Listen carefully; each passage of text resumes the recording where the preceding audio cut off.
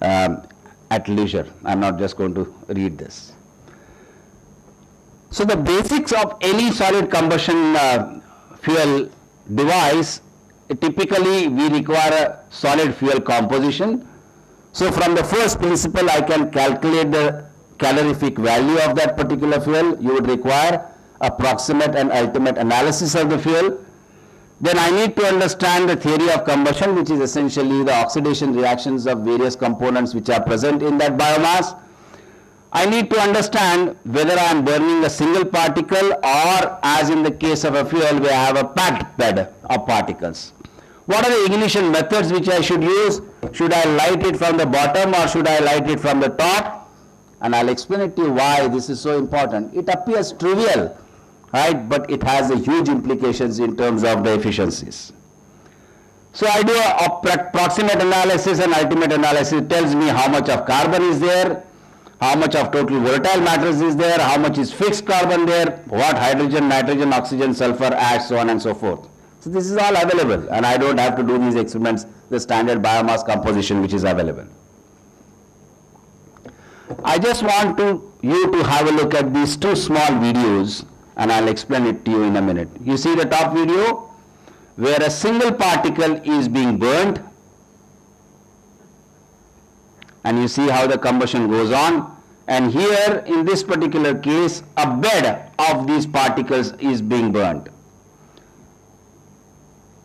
What you see here and what you see here, just observe it. The flame is going up. You see the piece of wood is not held vertical. It is kept at an angle. I'll tell you the reason for that. If you can tell me the reason, I'll be more than happy. You look at this particular portion, the combustion front is moving in the downward direction till a complete devolatilization occurs. And here you see after the combustion is over, if I start blowing the air,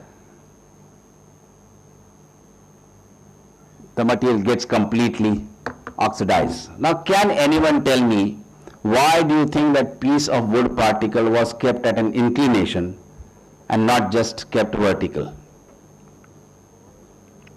Anyone? Which is released by combustion must be transferred to the part of the wood which is not combusted. It should raise its temperature to its auto ignition temperature, and then only the combustion process will continue. It is the trench effect? Sorry? Trench effect? What is trench effect? Because this is the same principle they have used for an accident analysis. It's possible. I am not aware of that. But the basic thing I have to know is when the heat is being released as a result of combustion, the heat is being transferred by convection, the heat is being transferred by conduction, and the heat is being transferred by radiation. In the case of this device out here, the air is moving from bottom to top. Correct? So the heat which is released at any of these ignition fronts is being carried in the upward direction because of the convection. Now if it carries in the upward direction, how will the lower portion, which is still not combusted, will get heat? Conduction of biomass, thermal conductivity of biomass is very poor. So it cannot get heated up. The only possibility for it to get heated up is because of radiation. Radiation doesn't need any medium. So if I have got a hot surface, then some part of energy associated with that hot surface will radiate in the downward direction, and if that energy is sufficient to raise the temperature of the lower part, unburned part, to its ignition temperature, the ignition front will keep on moving in the downward direction. Right? That's the reason why this is inclined. So part of the convective heat is being transferred in the upward direction and the process continues to burn. This is also supposed to run, but anyway. So this just I am trying to indicate here, if I light it from the bottom, if I lit it from the bottom, if I lit it from the top. If I lit it from the bottom, the volatiles have come out because of the increase in the temperature, and the volatiles go out. Volatiles don't have any air to combust, and that is why the material or this starts smoking. The moment you start lighting it from the top, the volatiles are combusting at the top. The volatiles are getting released as a result of propagation of the combustion front, and these volatiles go up where they see a flame, where the air is there, and they will start combusting it, and you will have a completely smokeless combustion if you light it from the top rather than lighting it from the bottom. The bottom lit stoves will always produce a lot of smoke, and if you put a light out here, if you put a matchstick out here, you will find that these volatiles will burn, but you will require a secondary air. That means you require primary air to devolatilize, and you require secondary air to combust this volatile mass. So once you have understood these basic processes, the next thing is essentially to start looking into writing the basic material energy balance equation in terms of the model equations which are necessary. What parameters can be estimated? The effective flame temperature and as a function of excess air. People are aware of the concept of adiabatic flame temperature. Second year in case of chemical engineering student, or adiabatic flame temperature, if I am supplying a stoichiometric quantity of oxygen which is required to combust a fuel, then the entire fuel as well as the associated flue gas will reach some maximum temperature. That particular temperature is just an energy balance. The heat released and the released heat is being utilized for raising the temperature of the flue gases. You have seen a gas burner. What is the color of the gas burner flame do you get? Blue. What are the typical temperatures of these gas burner flames? About 1100 to 1200 degrees centigrade. Right? Whereas if you go and see a solid fuel burning stove, what is the typical flame color you get?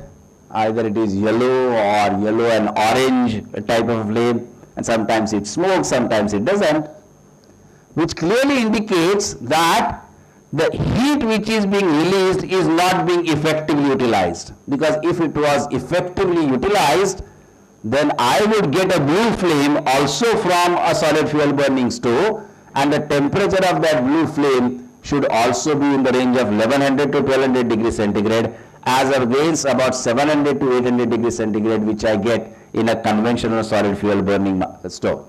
Okay, I will tell you.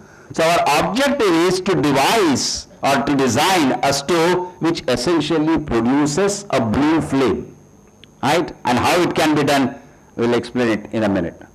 So I can understand the adiabatic flame temperature, the air suction which is required for continuation and the sustenance of a flame. What is the rate at which the ignition front is moving down? What is the heterogeneous combustion model where the char which is in the solid form starts combusting from the surface? And I can put all this in some sort of a graphical user interface like your Excel sheet where you plug in numbers and you can get all the design parameters. Indeed, that's exactly what has been done. So this is a steady state energy balance equation, so I'm not going to spend a lot of time on this equation, but what I am teaching you is going back to the slide of material energy balance. So I have just written an equation for energy balance, that's it. Okay. And if I see the effective flame temperature versus the excess air, as the excess air increases, more heat is being utilized to raise the temperature of that additional quantity of air which is added, as a result of which the effective flame temperature starts going down. So from about 1800 degrees centigrade, it can go down to as low as 800 degrees centigrade, depending upon how much excess air is being utilized. What is the disadvantage? The moment I use excess air to ensure that the combustion is complete and nothing is remaining unburned, that excess air will also lower the temperature of the flame. If it lowers the temperature of the flame, the radiation being proportional to T to the power 4, the radiation front will move slowly. If it moves slowly, I will not get a sustained combustion. So I have to have a balance of all this to to obtain a sustained combustion process. Second year, third year people would have known or have used Ergun's equation. Right? Essentially, this is a chimney effect.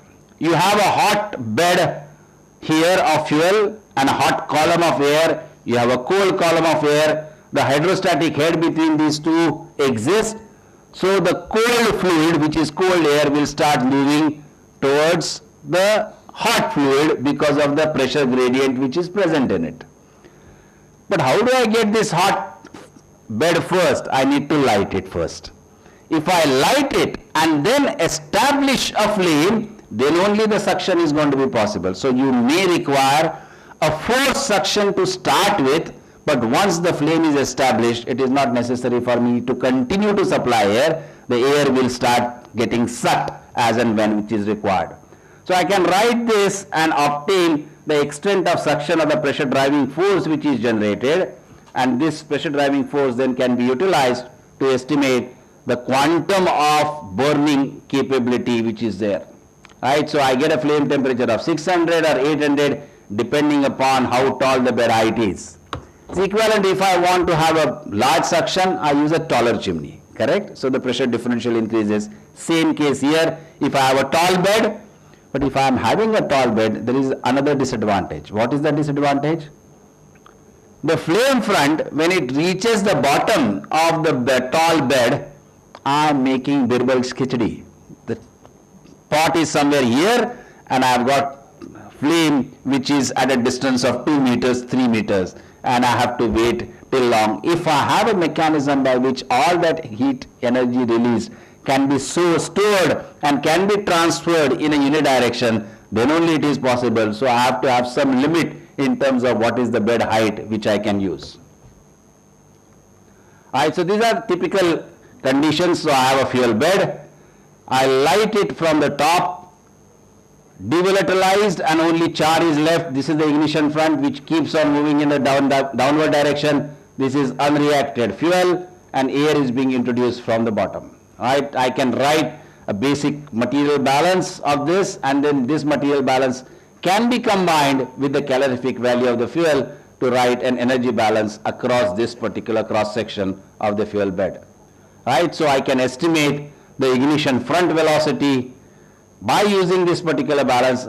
So the ignition front velocity can be used for the determination of burn rate and power delivery. Right? Depending upon the size of your vessel, you choose a larger flame or a smaller flame depending upon by adjusting the flame temperature. Correct? Whether I want to use a larger burner or a smaller burner, I adjust it accordingly. And similarly, I should have that flexibility in the solid fuel burning stove to be able to control the energy delivery, and that can be done by adjusting the cross-sectional area and the flame front velocity or ignition front velocity and adjust it accordingly. So these are the typical values which you estimate for one specific quantity, and what you see here, if the initial moisture content is higher, the propagation velocity is lowered. Why is that? Because that needs to be devolatilized, because till the moisture is there, it will not reach the auto ignition temperature. Only after removal of moisture, the auto ignition temperature will be reached. So this is the basic schematic of the model.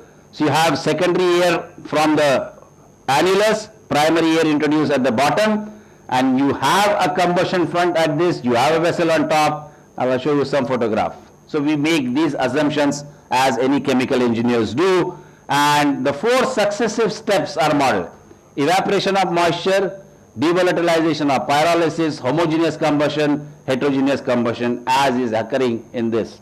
So I can write the model equations for gas phase continuity equation, gas phase energy equation,